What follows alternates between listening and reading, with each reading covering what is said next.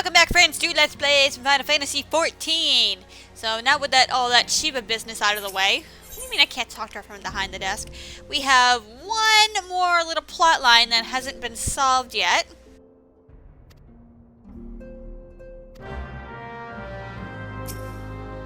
And that is with Ivy, because I cannot pronounce her real name even when they actually say it, like, because I'm stupid like that and y'all know that. And of course, Alphino just got some reports from Emmerich about the interrogation of the merchant, who happened to be both involved in both in the heretics and in this little tangled weave she's got. Oh no!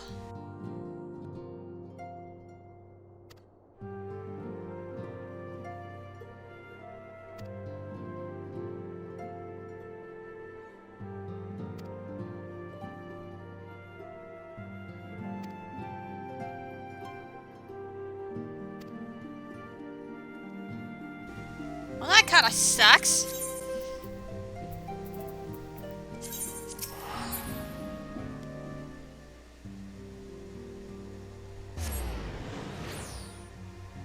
Yeah, 'cause remember, we only took her into custody. She didn't confess to a goddamn thing, so, you know.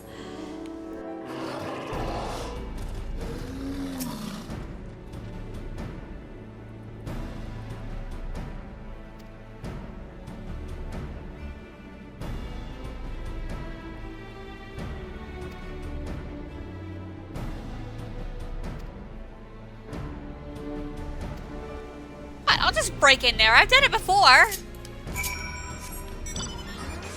Alright, so actually, I'm going to teleport. Now we're going to go to the other place in Northern Thanalan. Hooray! Even by teleporting, we can get one step ahead. To heck with that running.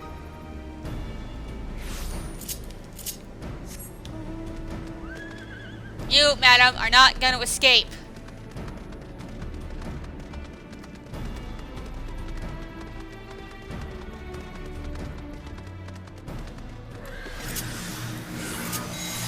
Uh-oh.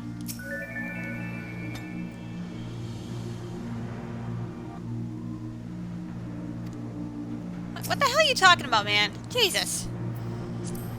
Alright. Yeah, you know what that glowing means. There's trouble a-brewing.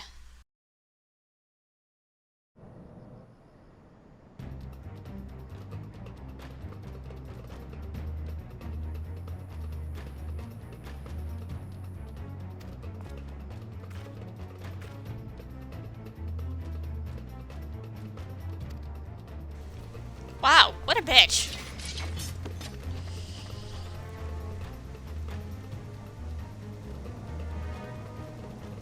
Nice outfit.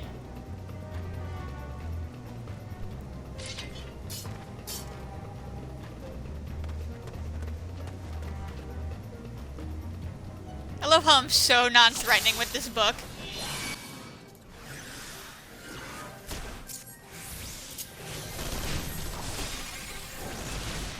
Alright, fine. You're gonna attack my crew first. Fine.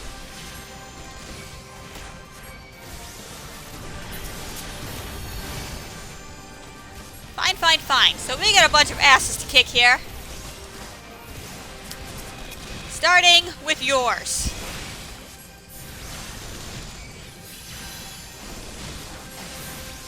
Of the dull blade. You might want to change the name there. Just saying.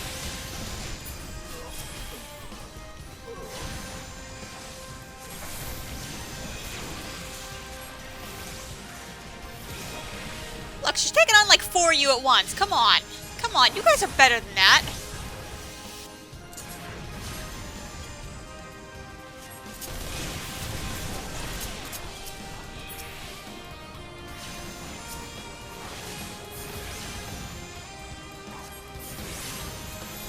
Yeah. I'll get over there in a minute. I gotta try to kill these other guys over here first, and save your butt for later.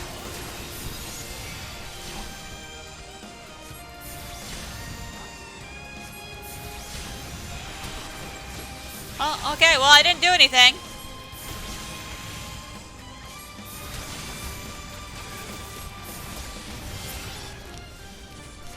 Yeah. Who said we were paying you to begin with? Oh, bitch, you know who you're talking to? Do you know who you're talking to? And forgive me, that was my phone telling me that they seriously just billed me for this month.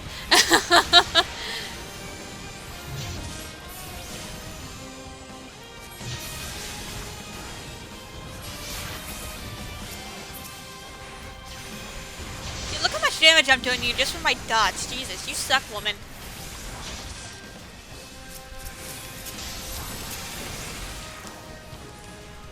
No, that. I want to do this.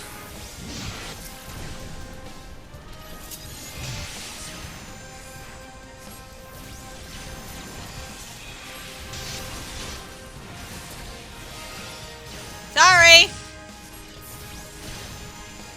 Oh, don't tell me I'm gonna have to make the final blow on her, because she's like so close to dead right now.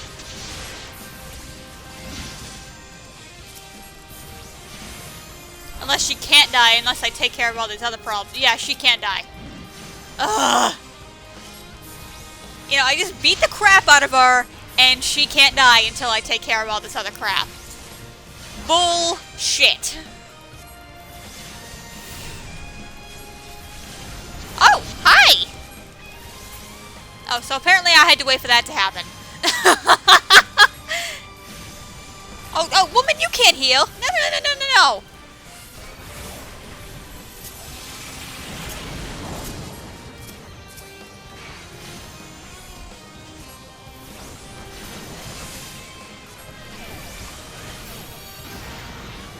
Okay, I'm gonna go over here and give you a hug. Whee!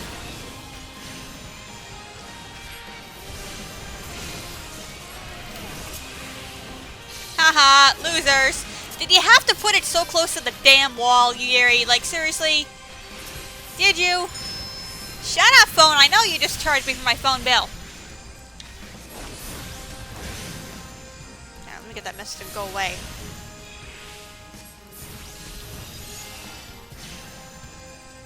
I'm sorry about that.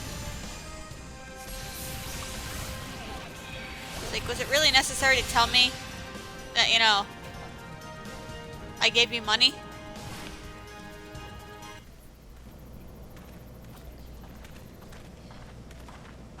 Well, I gotta hand it to you, chick. You pretty much hung on there with 0 HP for like 5 minutes. Dude, just stick a sword to her throat. Like, seriously. She made a deliberate attempt on my life.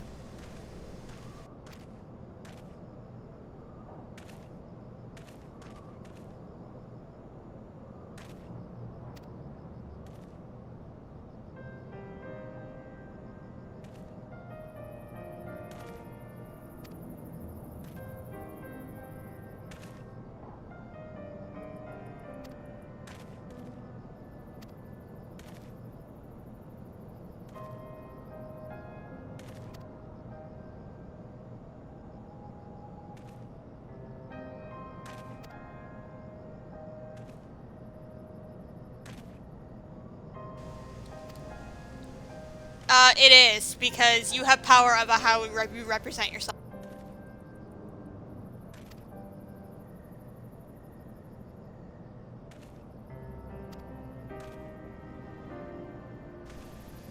Yeah, see? See.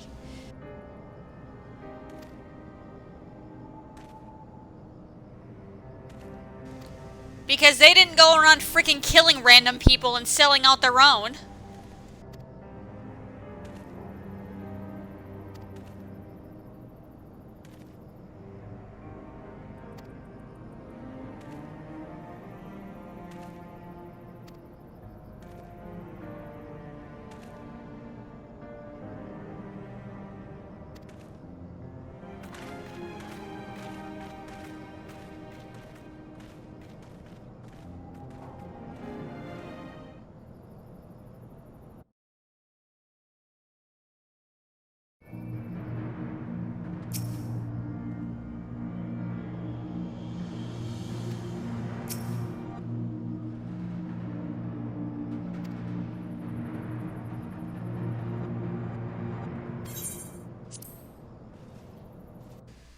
Not gonna say a word there.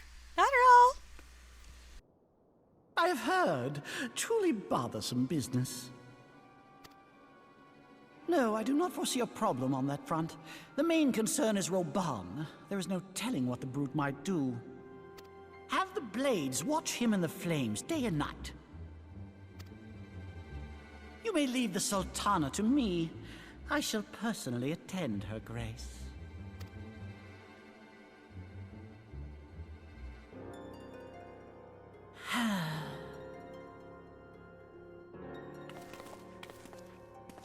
Sever one of the East Aldenard trade routes. That ought to keep Lolorito occupied for a while.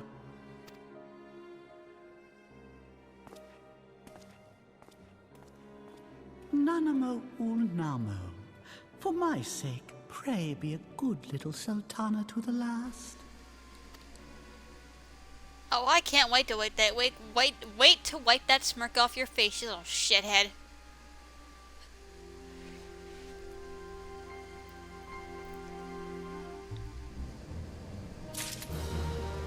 Alright, so I feel I need to comment on what Miss Ivy said to Alphino there, because it is actually right that he is an utterly spoiled brat who was born into a world of privilege. But at the same time, just like, you know, people who are born into the less fortunate life, it's not their fault. For the wealthy, it's pretty much the same thing. I mean, you look at it one way, it's like, yes, is there a difference between knowing and checking and abusing your privilege and everything like that? Yes, there is. And he's certainly not up, you know, against using his power and influence for the greater good, but he's not doing it for his own personal gain, which I feel is what a lot of people misunderstand about him. That, you know, he has been extremely fortunate, and, you know, he hasn't run into any trouble, and he hasn't run into any situation as of yet where his, you know, his wealth and privilege, don't mean jack. He's never been put in that situation, so that's all he knows about. He's 16 years old, for frig's sake. I mean, you know, he's got this whole life ahead of him to, you know, where shit can happen, and none of that shit has actually happened yet. So, yeah, it's like, no wonder he is the way he is.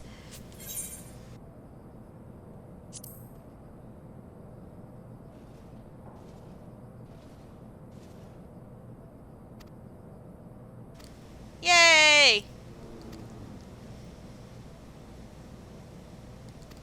Okay. Why, we never actually told her that she was the traitor? Or did I miss that and that was entirely glossed over? Because we already knew she was busted a while back.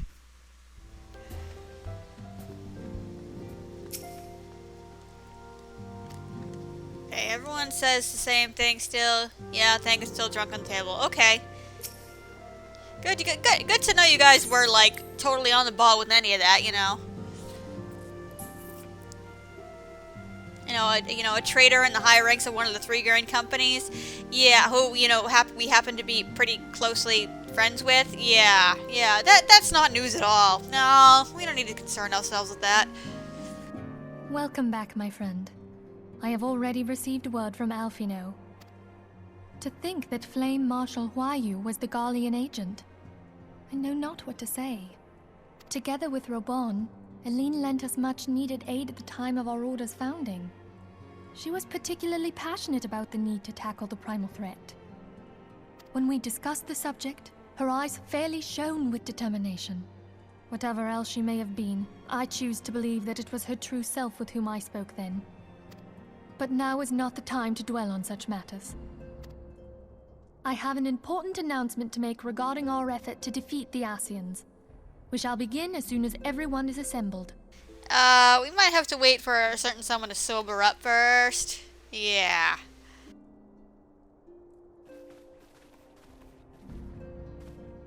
My thanks for coming, friends. Moonbreeder, the floor is yours. By now, I'm sure you're all familiar with White Auracite, the miraculous material that'll allow us to capture Asian souls. Back at Snowcloak, we verified its ability to absorb vast amounts of ether.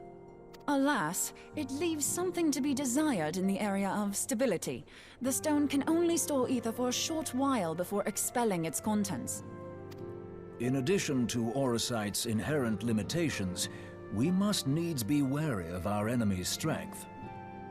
Our foe draweth upon an infinite wellspring of power. Even should we succeed in entrapping him, the stone will not long contain his wrath.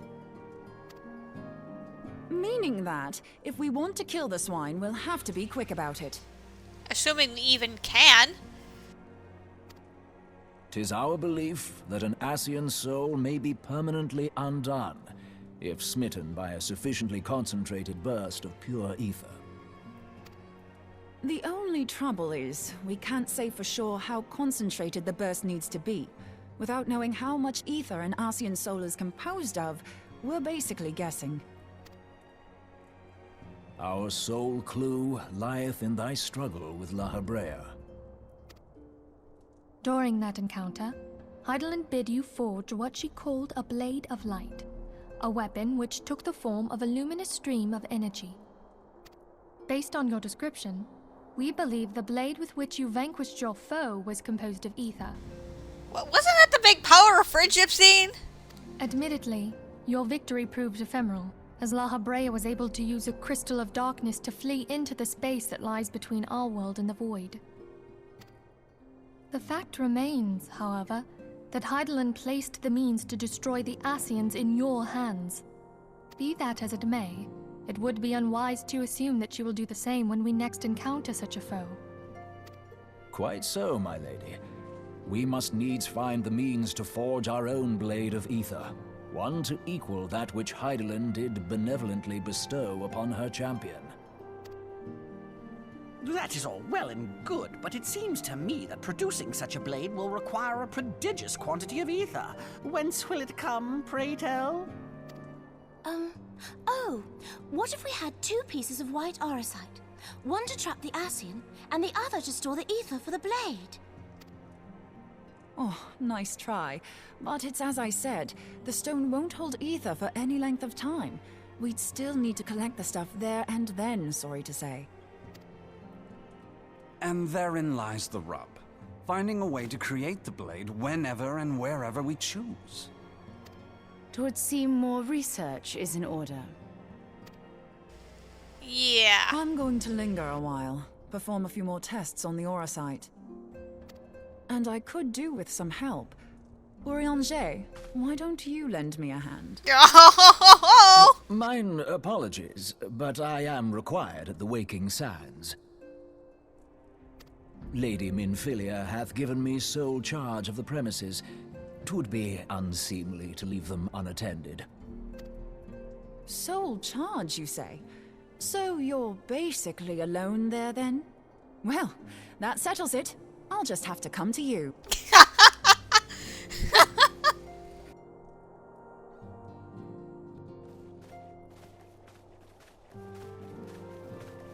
I'm not gonna lie, I totally shipped this, by the way. While you were afield, word arrived from the Sharlayan motherland. You will recall that a survey party was dispatched to investigate the incident at the Isle of Val. What they discovered was troubling, to say the least. According to the report, the isle has been erased from existence. 'Twas as if a hole had been torn in the very fabric of reality. Yeah, didn't we learn this like 2 patches ago? Aye. Yet the mystery endeth not with the isle's disappearance.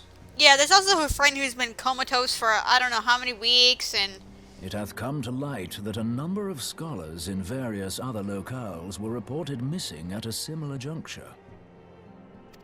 What's more, they all had something in common with the head of the students of Baldessian. Every last one of them was researching a phenomenon called dimensional compression, or the rejoining as the ancient texts call it. I'll be damned if that's a coincidence. okay. All indications suggest Ascian involvement. But I sense that a force greater still is at work. The entity the Dark Beings call the One True God. We must pray that my dear friend Kryl regains consciousness soon. If she bore witness to the Isle of Val's final moments, she may be able to shed some light on this mystery.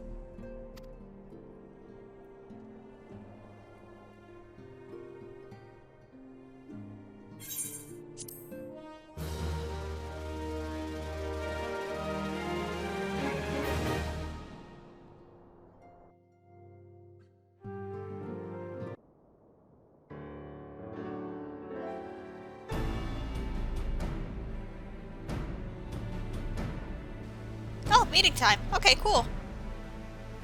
Following the calamity, the forces of the 14th Imperial Legion entrenched themselves in strategic locations across Eorzea. So swiftly did they accomplish this, it was suspected that they had received help. To think that it came from Huayu, my right hand. There is more. We have reason to believe that Huayu didn't deal exclusively with the 14th. She also answered to a higher authority in Garlemald. But this higher authority could not have been the Emperor. By consenting to the media project, Solus Zos Galvus showed himself to be more concerned about preventing the spread of primal influence than claiming Eorzea for the Empire. He would happily have seen the lot reduced to ash. We believe a number of high-ranking figures within the royal household were against the decision, but that they knew better than to oppose the Emperor openly. Of course, this didn't prevent them from making clandestine provisions, in which Huayu played a part. Alas, these provisions did not prevent Dalamud from falling, and the ensuing chaos changed the face of the realm forever. Yet Eorzea survived. To all intents and purposes, the Meteor Project had failed, and the Empire was left to rue its lack of a decisive means to eliminate the primals. Until, that is, it stumbled upon the Ultima weapon. Yeah, well, we know what happened then. Even before the accursed thing was dug up, it seemed to me the 14th had the might to overwhelm our weakened armies. Yet they chose to hide behind their walls. Why? The Black Wolf was wary of making the denizens of Eorzea desperate, lest more primals emerge to bleed the land. The discovery of the Ultima weapon, however, emboldened him to resume his war of conquest in earnest. But there was one in Garlemald who believed that Van Belsar's actions were premature. One who stood higher in the Imperial Army's chain of command. He ordered the Legatus to halt his advance, only to find that the Black Wolf had slipped its leash, and that the 14th now acted alone. In a bid to bring Van Belsar to heel, he used the agent he had planted in Ul'dah prior to the calamity to undermine the Legion's efforts. A man who outranks Van Belsar, yet opposed the late Emperor's decision to annihilate Eorzea. This could only be the former High Legatus of the Garlean army, now known as Emperor Varus Zos Galvus. So he was Huayu's true master. But one of several in actual fact. We've learned that even as Huayu served the Empire's interests, she sold Imperial secrets to a certain faction in Eorzea. In so doing, she helped to maintain the status quo, thus prolonging the conflict. Considering who stands to profit from war, it isn't hard to imagine who her other masters were. Ah, crap! Seven hells! You mean to say that she was a double agent? Huh, triple, if you consider her services to Van Belsar and the new Emperor as separate. Well, I guess she wasn't kidding when she talked about whoring herself, huh? As neatly as these pieces seem to fit, one aspect of the puzzle remains unclear to me. By whose will was the Marshal feeding intelligence to the heretics? And try as I might, I fail to see how aiding their cause would profit either her Imperial or monetarist masters. Could it be that another hand is at work here? If so, Huayu must be made to reveal whose it is.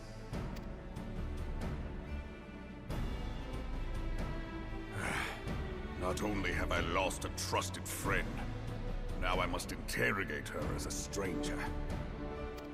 Not a pleasant task, I grant you, but a necessary one. Unless we weed out the ivy, root, stalk, and stem, it will simply grow back. I know that full well. Those closest to Huayu have already been detained, and I will question them alongside her. General, pray keep in mind that there may be unwitting abettors among them. All will be treated fairly. On that you have my word. Those who are innocent have no cause to fear. Yeah, screw that, kill them all. You have ever been a friend of truth, General. I hope the unpleasant task of weeding out falsehood will not detain you too long. Though it be for the sake of Eorzea, doubting one's comrades is poison to the soul.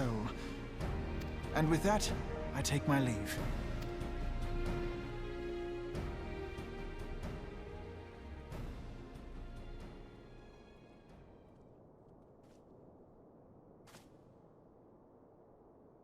All these years, I've been made to dance to their tune. How could you, Huayu? How could you side with them?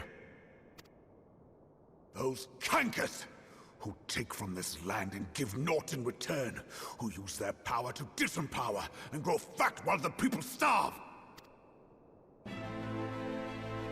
I know you can hear me, monitorous scum. Your crimes will not go unpunished. Yeah, you tell them. You tell them. They have purged this land of your sickness before the eyes of the 12. I swear it.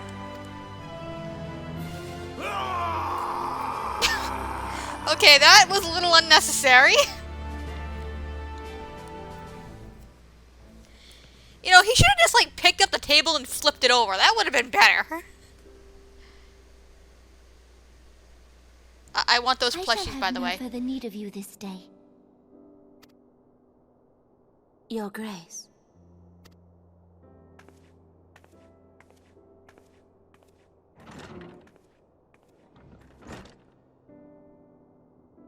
I fear that not even mine own chambers shall remain private for long. Has the situation grown so grim? Oh, hi! Ever since he proposed the Cartiner Reclamation Bill, Teleji Adeleji has risen to greater prominence upon the backs of impoverished refugees. The Monitorists were ever united in their pursuit of profit, but the man's actions have torn a rift in their ranks. They snap at each other as rabid dogs. Yet now is not the time to be bickering among ourselves. If this bickering is a threat to law and order, might you not have grounds to dissolve the Syndicate? Would that the solution were so simple, Admiral. Alas, my moving to dissolve the Syndicate is certain to spark outrage among the influential merchant class, whom the Cabal represents. This would serve to exacerbate the current unrest, and peace would slip still further away. Be they rich or poor, natives or refugees, all who reside in Ul'dah have a right to pursue happiness. It is the duty of a ruler to protect this right. If I am to perform my duty, I must needs tread warily. It would not do to make enemies heedlessly. Were Lord Lolorito here, he would doubtless say that I have my head in the clouds. A ruler is required to take a wide view. Try as we might to cater to all needs, some will inevitably be overlooked. As such, there shall ever be citizens who feel aggrieved. It cannot be helped. But as you have informed us, the Monitorists take no view but their own. They hunger for power while the masses starve. In the absence of a common cause, it seems beyond any one individual to make Ul'dah whole. And the presence of a Garlean agent within the Immortal Flames only makes matters worse.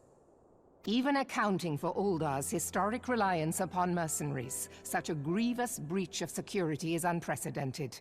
I fear this business will provide the Monitorists with a rod to beat Rauban.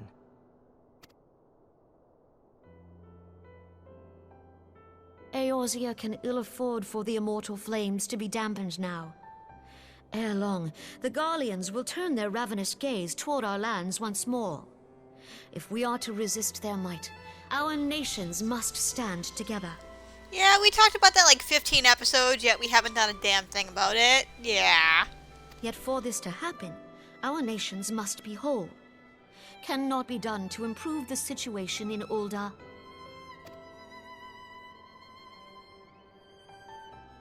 The true wealth of Ul'dah lies in the health, happiness, and hopes of her citizens. Alas, the citizens shall never know these things, so long as their lives are ruled by the ambitions of the few. The monitorists claim to represent the best interests of the people, but in sooth they desire only to manipulate them for their own selfish ends. For the government to serve the people, it must be formed of the people. For Uldar to move forward, it is not only the Syndicate that must be dissolved. Nay, you jest.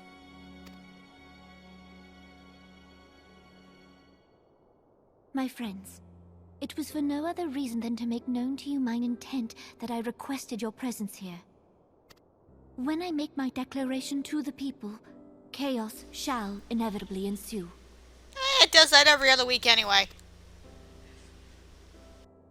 As the last monarch in the line of Ul, I make unto you this request.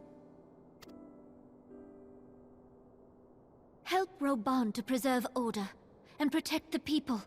Forsake them, and you forsake yourselves. For a strong Eorzea will ever have need of a strong Uldar.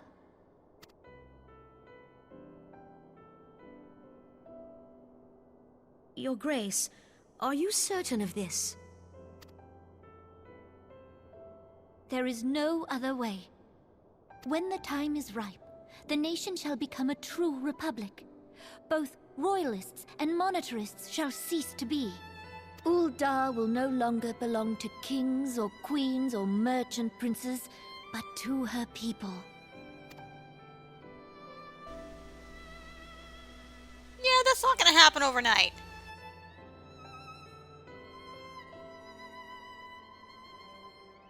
Roban, forgive me for casting aside all that you have toiled for in my name. Beyond this gesture, I am powerless to help my subjects. Oh, she has a sad.